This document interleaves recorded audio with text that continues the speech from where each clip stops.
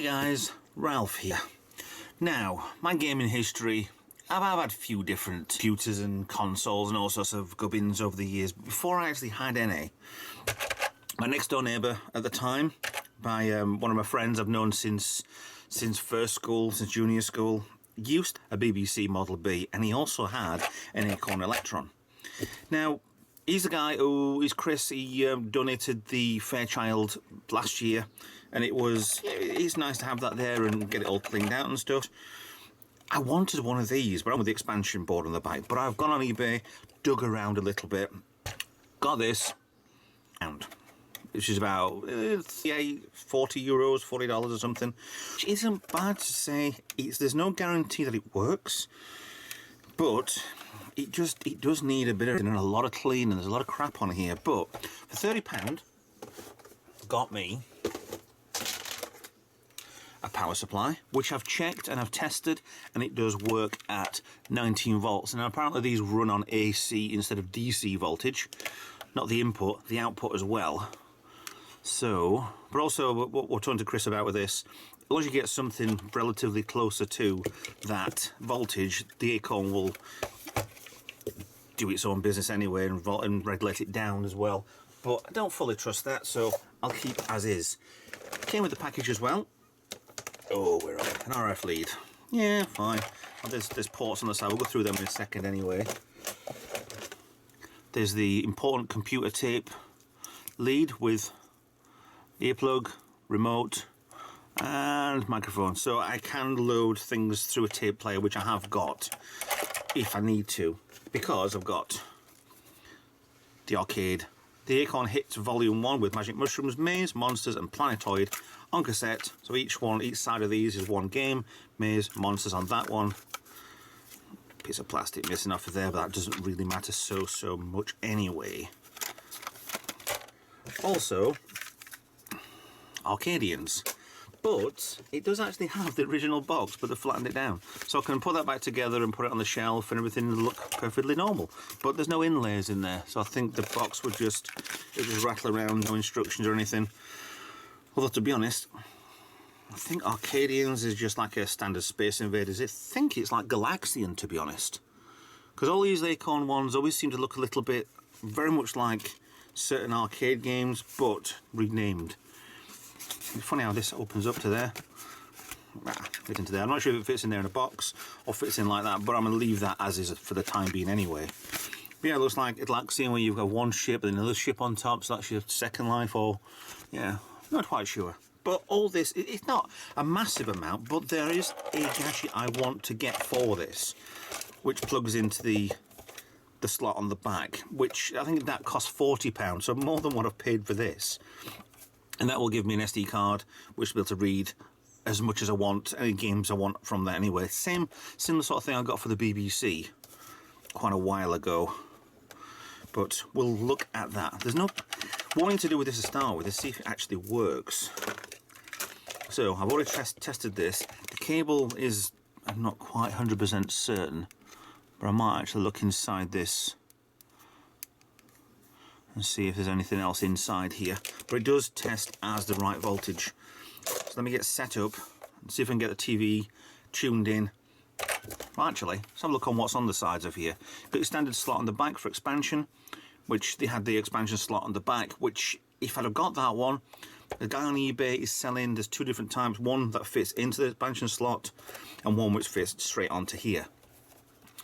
Couple of quid difference, but they are a different connector on the end of it anyway, and I don't think they're compatible with each other. Power supply on the side, nothing at the bottom, but there you have your goodies. And luckily enough, they tell you on the bottom, UHF TV there, the video out there because there's an internal speaker, RGB, which makes it even better. I haven't got to mod that at all, and then cassette on that side. So that gives you 3 outputs of your TV, so that's quite well forward planned for these.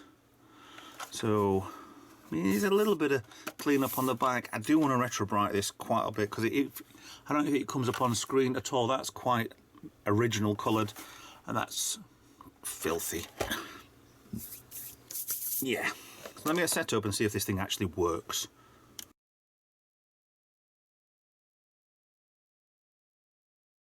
Right, we're on the tripod, all set up, ready to go. I need to put the power cable in. There's no switch on these, so they just come straight on. There's a beep, which is good. I think you can see that. That's meant to be a black background on there. I'm not entirely sure if it's got problems, but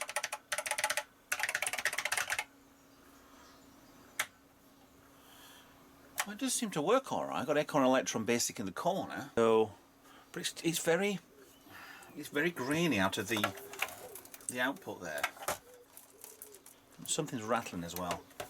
So let's go print hello 20, go to 10, run. Ooh. So it does work, it does process, so I think we might be alright on this. So I need to get this into pieces. I'll put the camera back on top of there. Skip at line 10. Okay, we have a slight problem here.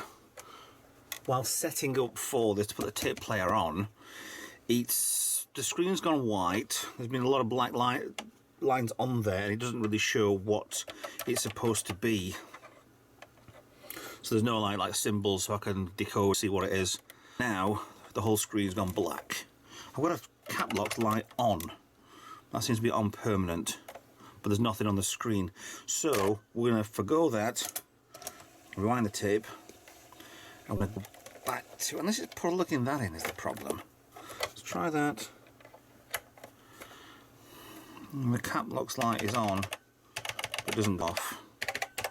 So let's ignore that. Let's try and load a tape in later. Yeah, and we'll get this thing stripped down and see what's inside her. Now, if anybody screamed out just then that it must be the power supply, it must be this, it must be that, it did actually work on the RF, but wouldn't tune in properly. So I'm not entirely sure what it was. Let's have a look inside here. Hopefully there's not any current inside of things and capacitors.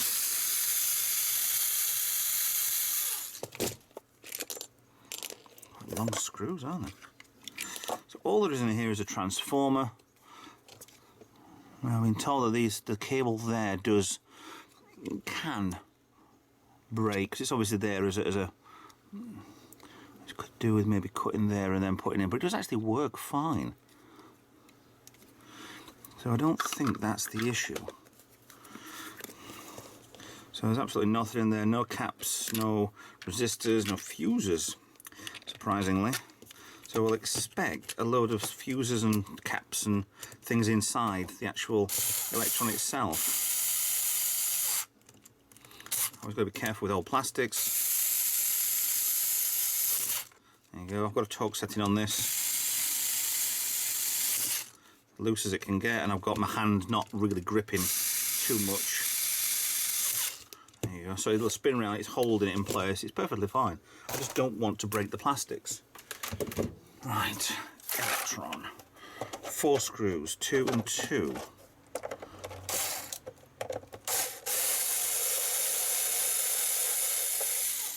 One.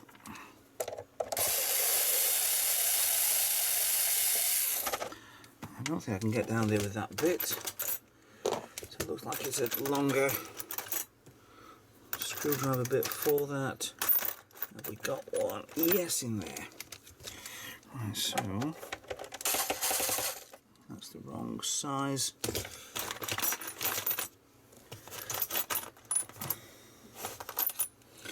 It's great viewing. Let's watch me screwing on a Friday.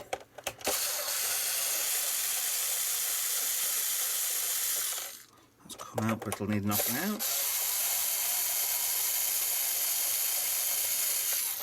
There we go. It looks like they're the same screws, exactly the same. So I don't know if this has ever been opened. If it hasn't. This is the first time it's been open in quite a while. We need to do a good clean down on this, so this might actually be a two-part. Okay. One big... See, this is what Chris said. It gets through there, the power supply goes in there, and it will regulate with everything else on this board anyway. What the hell is that? That ribbon cable looks... before I break it. Ooh. Well, this is definitely going to need a recap. A lot of fluff everywhere in it. We'll strip that down. The ribbon cable doesn't look straight in there. These are copper strips as well. I hope all these are still intact. There's a bit there on my thumb is, looks like it just doesn't look like it works right. There's a bit of possible corrosion on top of here. I don't think there's an internal battery on this. Oh, hello. Did you see what I saw then? Why is there a pin inside here? I might have just shorted things out. That might have cocked things up. It may have been in here for a reason as well. Right, so, get rid of that. Don't need that. Is there anything? See, I don't have to do a mod like I do on a Spectrum to remove that to make an RF mod, which I've already got one there. Not an RF mod, a video mod. But there's also an RGB, so I need a cable for that. It's a bit grubby, grimy. So get a bit closer, you can see what I'm looking at. It's neither damn good clean. Actually, I'd like to show you the boards anyway when I've got them out.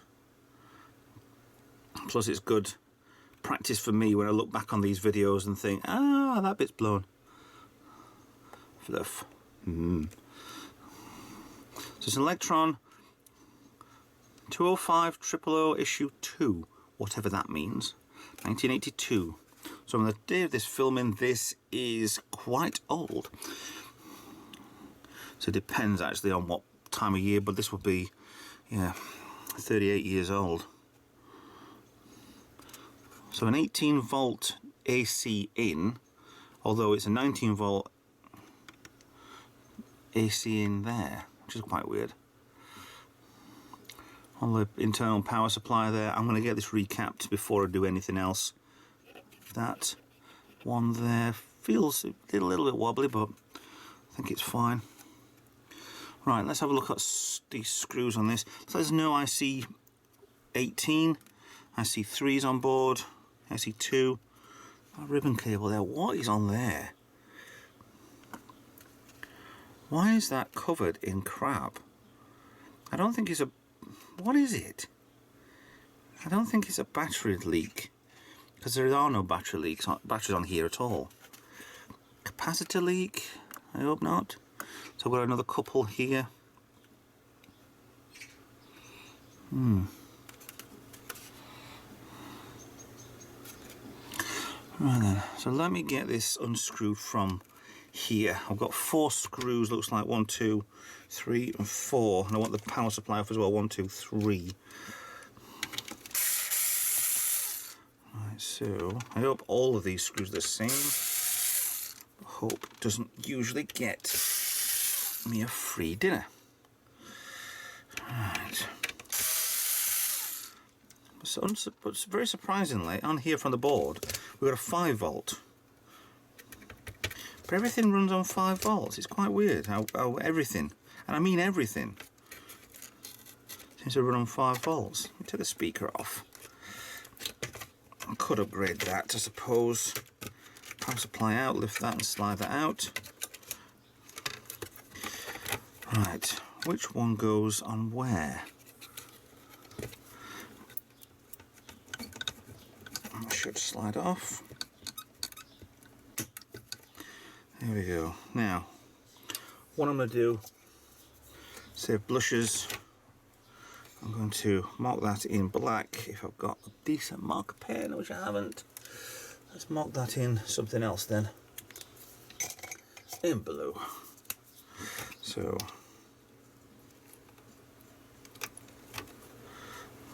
blue goes on top, and unmarked goes on the bottom for the return. Okay.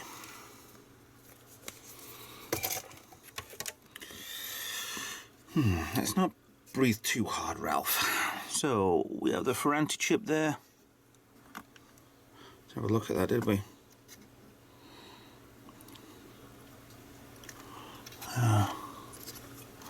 Underneath, is there anything obvious? Oh, we're over here. I mean, there was a number there, serial number on the board, or the type of board, 042-04000502B. Pretty. There's a little bit of scoring down here. So what's that from? The RL1. What is an RL1?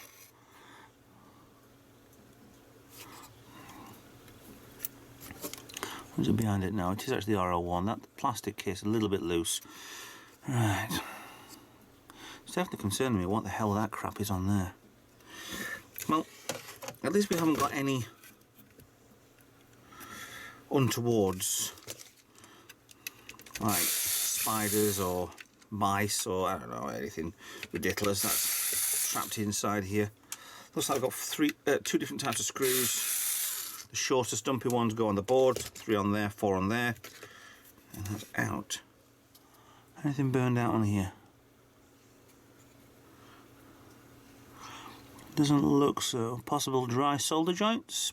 Probable. I have a voltage regulator there. I'll want to change that. Not even screwed in. Maybe stuck on. So there's a cap there, cap there, cap there, cap there, cap there. So and a cap there. I don't want to touch either side of that. Probably still got some resistance in there. Some power, not resistance. What is that? Okay, that's got 4 pins on it. I don't want to play with that. So far this worked and then it didn't. Right, to be clear up, I want to take that to pieces as well. The thing you can't see off screen, the keyboard, because this needs stripping. This is going to be a 2-parter at least anyway. I've just realised something. What I've done. I never realised I'd pulled the pin directly off, but I can solder it back on. Ah. Okay, I hope that's the only cock-up I'm going to do on this. Yeah, it's in there. But I can solder that back, that's fine. That's not an entire issue. So, keyboard looks like 3 on the top, 2 on the bottom, 1 on the side. No, 1 on the side holds the board, and another one there. On the side holds the board too. So we'll have a look at that. I'll strip that off camera. I need to get these out of the way because I'm getting filthy. I'll give everything a good clean out, blow out, including the lid, which wants a damn good scrub, and probably retro bright. Yeah, look at the scum on the side of there, blob of stuff underneath the cap locks light. So I'll get the plastics, get them cleaned. It's worrying me a little bit, this section here, where the copper ribbon cable's going in. I wonder if I can replace that with something better. I wonder if there's something out there that's replaceable. They all look like they're there, but they've been nipped over the years.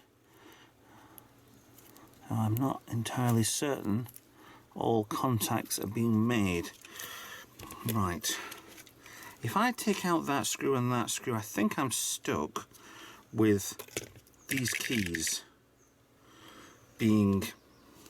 holding the metal plate here. God knows why they used to use metal plates.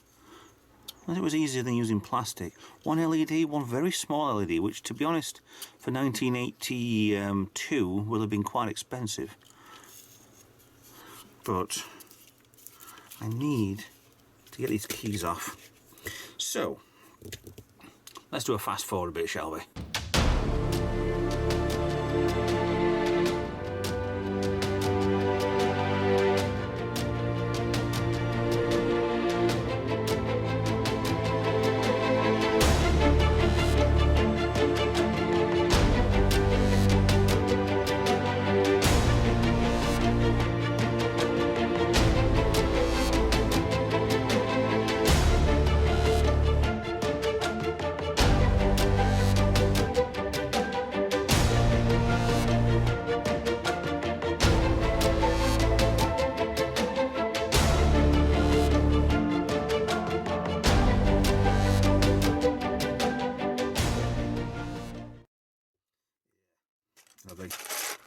they want to go in the wash. This, mind that I'd already blown this out before. I need a longer bristle brush than that. One of these is perfect for.